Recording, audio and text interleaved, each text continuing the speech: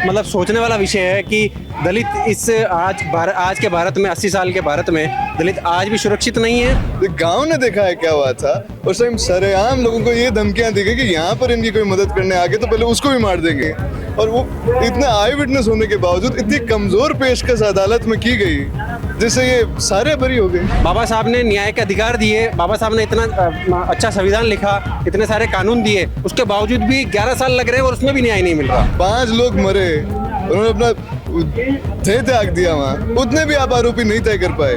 क्या मतलब है फिर? लोग क्यों कोर्ट में जाएंगे? लोग तो खुद के हाथ में मामला लेंगे।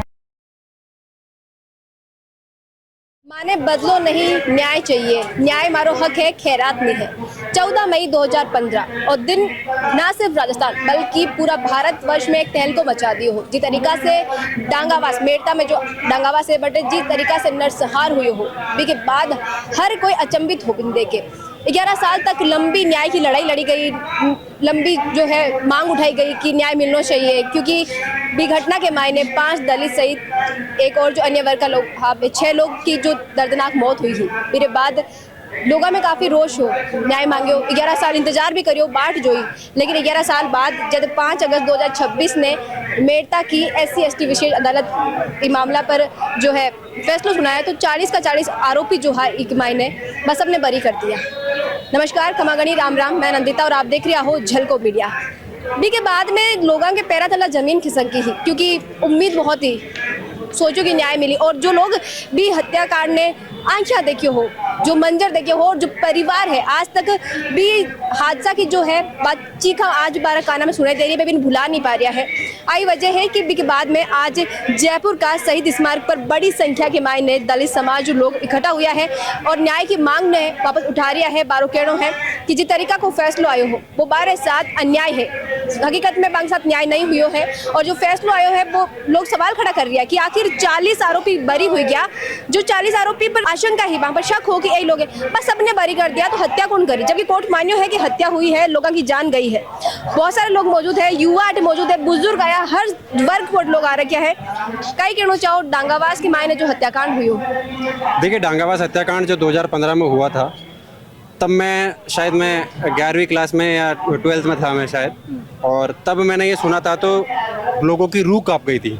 इस तरह का जो जघन्य हत्याकांड हुआ था ये, उसमें रूह कांप गई, और इसके लिए तो सरकार ने जो है स्पेशल कोर्ट बनाई गई।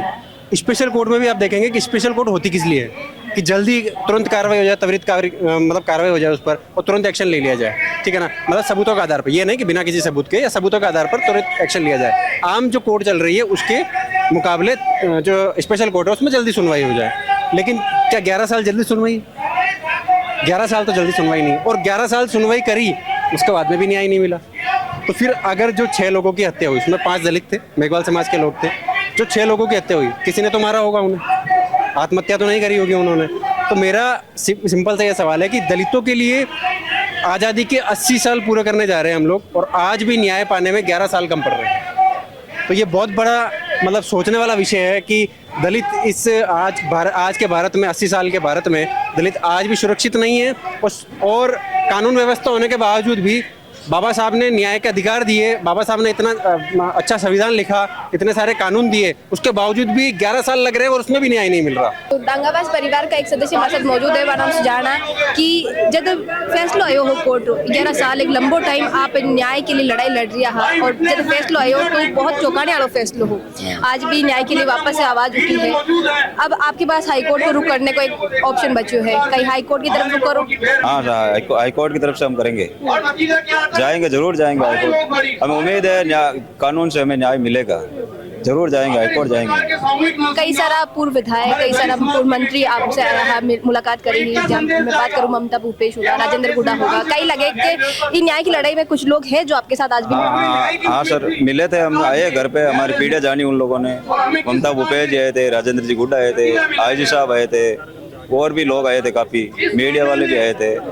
हमने हमारी पीड़ा पूछी थी, हमने उसको बताई, और उसने कहा कोई आपकी कोई कमी रही क्या बयानों में? हमने बोला हमारी कोई कमी नहीं रही, हमने खुल के बयान किए थे। जिसने मारा, जिसने पीटा, वो सारा हम कोर्ट में बयान किए थे, फिर भी हमें ये निराशा मिली है। अच्छा, कोर्ट बोलना है कि पैर भी कमजोर होगी क्योंकि बार बार जो चीजें भी बदल रही, जो परिवार का सदस्य है बे जो गुनेगार है ने पहचान नहीं कर पा रहा है, ई वजह से बाकी कार्रवाई जो कमजोर पड़ गई, केस कमजोर हो गई। नहीं मैम, ऐसा कुछ नहीं है।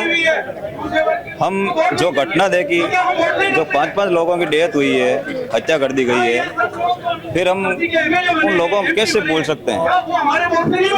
हमने भूला नहीं है, पूरे तथ्य के साथ उनको बताया ये वो था, ये वो था। आप कौन सी पीढ़ी हो परिवार की? मैं डांगावास पीड़ित परिवार से हूँ। कृष्णराम मेरे पिताजी के नाम पांचाराम जी थे, वो भी इस घटना में खत्म हो गए थे। अच्छा, आजाद भारत के माई 2015 की घटना बहुत पुरानी घटना भी कोनी कई लगे, आज भी जो है कई कटे न कटे कोई समाज ने जो दबाया जा रही है। नहीं मैम, हम दबाव हमारे कोई कुछ किसी का नहीं आया था। हमने जो बयान के डटके किए थे और हमें कानून से उम्मीद थी, लेकिन कानून से बड़ा कौन होता है। और हम आगे हाईकोर्ट जाएंगे, अब हमें उम्मीद है कानून एक दिन न्याय मिलेगा हमें। डांगावास प्रकरण हुई हो, आप लोग डांगावास गया भी हा, पूर्व मंत्री राजेंद्र गुड्डा जी भी गया हा, आज अटाया हो, कई लागे जी तरीका को फैसलो आयो, मेरी उम्मीद कोई नहीं कर रही हो, तो लोगों के लिए बहुत चौंकाने वाला फैसलो कोर्ट को बहुत चौंका वाला फैसलो है। और हकीकत बात तो है कि आई विटनेस होगा के बाद में जिन्होंने अपनी जान इसमें गवाई वो तो ऊपर वाले के पास चले गए। उसके बाद में भी जो हॉस्पिटलों के अंदर जो लोग हाथ पैर टूटे हुए पड़े थे, जो महिलाओं के साथ जो अभद्रता हुई थी, जिन्होंने आंखों से देखा है क्या हुआ था, गांव ने देखा है क्या हुआ था, उस टाइम सरेआम लोगों को ये धमकियां दी गई कि यहाँ पर इनकी कोई मदद करने आगे तो पहले उसको भी मार देंगे। तब भी हम गए थे, राजनीति गुड़ा गए थे उस टाइम पर। 2015 में रेणु जी मेघवंशी वहां बैठी थी, राजन सिंह गुड़ा बैठे थे। उस टाइम कितना डर का माहौल बना रखा था। आरुषि जी मलिक वो कलेक्टर थी, बोले लाठीचार्ज कर रहे थे, करके देखो लाठीचार्ज, आदमी मार दिया उसके बाद में लाठीचार्ज करे उस टाइम पर, आप मानिए। और वो इतने आई विटनेस होने के बावजूद इतनी कमजोर पेशकश अदालत में की गई, जिससे ये सारे बरी हो गए। मुझे बताइए किसने मार दिया फिर इन्हें, किसने मार दिया? कोई प्राकृतिक आपदा हुई, क्या हुई जो ये इतने लोग मर गए, इतने लोगों के हाथ पैर टूट गए? हद हो गई। अच्छा, कोर्ट ओ मान्यो है कि हाँ हत्या हुई है, पर ओ नहीं मान पा रहा है कि हत्या करी गुणे पे वगैरह की जो परिवार के सदस्य है वैसे यूं पहचान नहीं कर पा रहा है कि कौन गुनहगार है। देखिए साहब, 40 आरोपी थे और उनमें से हमारे जितने लोग मरे उतने आरोपी भी आप तय नहीं कर पाए।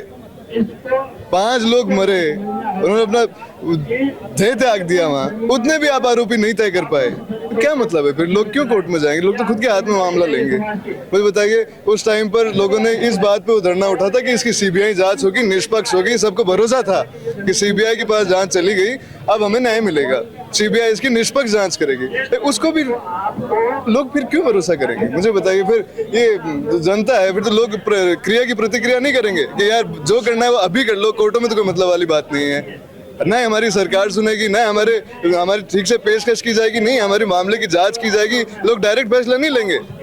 बताइए आप मुझे। ये तो बड़ो फैसलो कुछ लोग निंदनीय बता रहा है।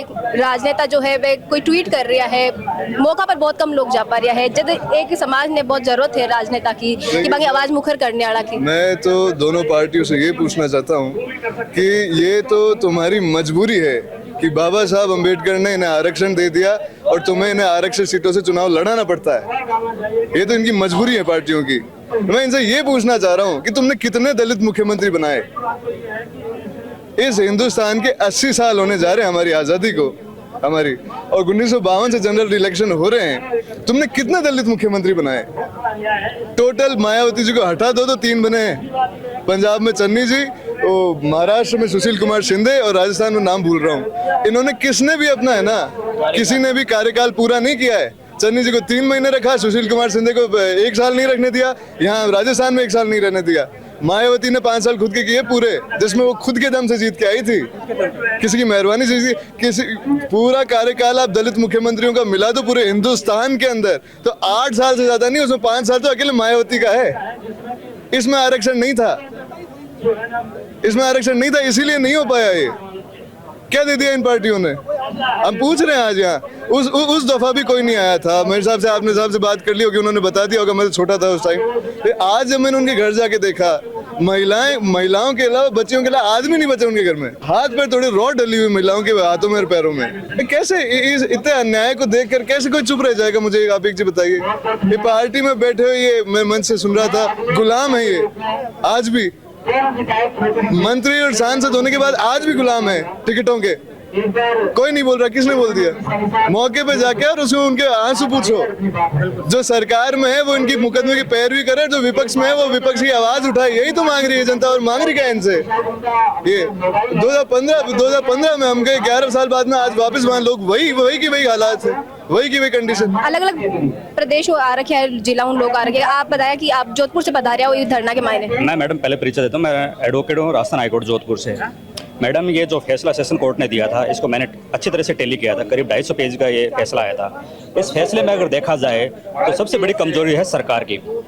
आज देश की सबसे बड़ी जो जांच एजेंसी CBI, जिसने 40 आरोपी तय किए, सरकार ने जो अभियोजन पक्ष है उसमें न तो मेडिकल रिपोर्ट सही से पेश की, न जब वो पीड़ित लोग हॉस्पिटल में थे, लोग वहाँ भी मारने आए थे, उन्होंने आई विटनेस के जरिए मतलब अपने बयान दर्ज कराए थे। उस बयानों को सरकार के जो पैरवी करने वाले लोग थे, वकील सर, उन्होंने मजबूती से कोई भी एविडेंस, कोई भी तथ्य है ना, वो सामने नहीं रखे। और जहाँ जिस बेंच ने फैसला दिया है, जिस सेशन कोर्ट के जज ने फैसला दिया, उन्होंने ये तय कर लिया कि हाँ इनका मर्डर हुआ, लेकिन किया किसने मर्डर? 6 लोग मारे गए हैं, क्या वो 6 लोग अपने आप मर गए? जब सामने सब कुछ है कि पुलिस ने उन्हें पीड़ित लोगों को हॉस्पिटल में एडमिट करवाया, मेडिकल टीम ने मेडिकल रिपोर्ट बनाई, सब कुछ किया। अब पेश तो सरकार पीड़ित पक्ष की तरफ से अभियोजन थी, वही तो पेश करेगी। अब उन्हें मजबूती से अपने कोई भी तथ्य, एविडेंस, कोई भी फोटोज हैं, मेडिकल रिपोर्ट कुछ भी नहीं थी। और जज ने क्या है कि संदेह का लाभ देते 40 को आरोपी थे, उनको बरी कर दिया। अब सवाल ये खड़ा होता है कि आखिरकार उनके मौत का जिम्मेदार कौन है? क्या वो अपने आप मर गए? हमारा तो यही है, सरकार से दबाव है कि आप हाईकोर्ट में अपील करिए और अपने जो पीड़ित लोग हैं, जो गवाह थे, 84 गवाह थे, उनकी दोबारा बयान, जो भी कॉपी वगैरह आप हाईकोर्ट में पेश करिए। हम चाहते हैं अगर न्याय है तो हम लास्ट लड़ाई तक इस समाज की जो पीड़ित आवाज़ है उन तक आप उनको न्याय दीजिए। हमारा ये कहना, मैं एज ए एडवोकेट होने के नाते हाईकोर्ट में प्रैक्टिस करता हूँ। मैं पीड़ित पक्ष के लिए निःशुल्क जो भी हम मदद करना चाहते हैं, हमारी लीगल टीम है एडवोकेट के, हम निःशुल्क पैरवी करने के लिए तैयार है पीड़ित पक्ष के लिए। मैं वादा करता हूँ। डांगावास हत्याकांड पूरा राजस्थान के लिए एक शर्मसार घटना है और 11 साल तक न्याय की बाट जो रही है परिवार, आज भी न्याय के लिए वापस धरनों करना पड़ रही है। आप क्या देखो? तो उस टाइम में भी उस आंदोलन में था, डेड बॉडियों को लेके हम बैठे थे। उस टाइम में भी हमने लड़ाई लड़ी थी। उस गांव में भी मैं था, हॉस्पिटल में था, डेड बॉडियों के पास था, हम लड़ाई और हमने संघर्ष करके ही मामला CBI में। लेकिन उस टाइम में कांग्रेस भी चुप थी, बीजेपी भी चुप थी। आज भी कांग्रेस और बीजेपी दोनों चुप है, और इसलिए कि जो पावरफुल लोग हैं वो नाराज नहीं हो जाए, इसलिए। अच्छा, खासी नाराजगी जो है केंद्रीय मंत्री अर्जुन राम मेघवाल के प्रति जताई जा रही है, क्योंकि वे कुछ बोले उनसे, ये तो बेचारे ऐसी के लोग आ ही जाएंगे, दूसरे के नहीं आएंगे। ये गलतफहमी निकाल दे के बेचारे ऐसे के लोग हैं। ये गलतफहमी प्रशासन निकाल दे, राज्य हाँ सरकार निकाल दे, मीडिया के प्रशासन बेचारे ऐसे के लोग हैं। हमारे पुरखों ने क्रांतिकारी तरीकों से अधिकार लिया, हम भी लेंगे, हमारी पीढ़ियां भी लेगी, सरकार प्रशासन चाहे कोई भी हो। हम ये गलत जो लोग है ना जिन्होंने ये किया, आज कोई क्यों नहीं आ रहा? नहीं आ रहा तो मैं आपके मीडियम से आह्वान करना चाह रहा हूँ, अगर नहीं आ रहा ना तो हमें किसी की पार्टी की किसी की जरूरत नहीं है। हम अपना हक लेते आए हैं, लेते रहेंगे और लेंगे। तो हम आज अहिंसावादी तरीके से अपनी बात रख रहे हैं। अगर सरकार हमें सकारात्मक आश्वासन दे देती थी तो ठीक है, नहीं तो हम विस्तृत रूप से आगे मीटिंग करके संपूर्ण भारत को बंद का आह्वान करेंगे। और सरकार ने 2 अप्रैल 2018 को हमारा डेमो देख लिया होगा, वो अगर जीते जी सरकार अगर थोड़ा रिमाइंड कर लेगी तो उनको कभी इसी नौबत नहीं आएगी करने के आगे, तो वो इस गलतफहमी में ना रहे। आज शहीद स्मारक पर प्रदेश का अलग अलग जिला से लोग आया है, अलग अलग जगह से लोग आया है, और सबकी एक ही मांग है कि डांगावास हत्याकांड का जो भी आरोपी है बाने सजा होनी चाहिए, और जो पीड़ित परिवार है बाने न्याय मिलना चाहिए। लोगों को जो दर्द है वो आज भी सीना में काफी सारे लोग हैं जो वक्त बतावे है बात कि भी टाइम यहाँ हुए हो, क्योंकि 2015 की बात है। और आज भी अगर मैं बोल रहा है कि 11 साल को टाइम ले लियो, मेरे बावजूद भी अगर मन वापस कहना पड़ रहा है कि न्याय कटे है, तो 11 साल को मतलब कहीं है। बेशक मैं 11 साल लिया, उम्मीद करा कि जो एकदम पारदर्शी फैसलों जो है एक मामला में आए, लेकिन लोग इस फैसला से संतुष्ट नहीं है। और अब हमारे पास जो ऑप्शन है वो हाईकोर्ट को है, और जल्दी पीड़ित परिवार का जो सदस्य मैं बात से बातचीत करा, मैं कह रहा है कि मैं हाईकोर्ट को तरफ रुख करा। सरकार हमारी आई मांग है कि अब मामला की जो है मामला ने हाईकोर्ट में देवे और इनकी पैरवी जो है बार सही करे। करो जाना चाहिए। कोई वकील भी मिला हाँ कह रहा है कि मैं निःशुल्क ई मामला की जल्दी मदद हो सके मामला मदद करने के लिए तैयार है। पूरा मामला लेके जो फैसला आयो हो कोर्ट को आप कई विचार है कमेंट में लिखकर बताओ। साथ ही वीडियो ने जरूर लाइक करो शेयर करो बनाए रखो झलको पर आपको प्यार और विश्वास।